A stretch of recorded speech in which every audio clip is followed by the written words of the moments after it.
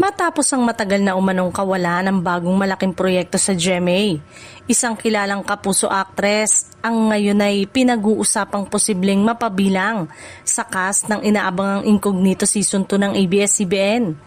Dahil dito, naging usap-usapan sa social media ang posibilidad ng kanyang paglipat sa kapamilya.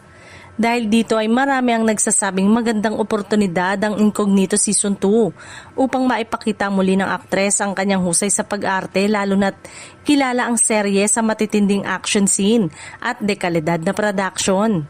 Gayunman, wala pang opisyal na kumpirmasyon mula sa ABS-CBN o sa kampo ng naturang aktres tungkol sa isyong ito.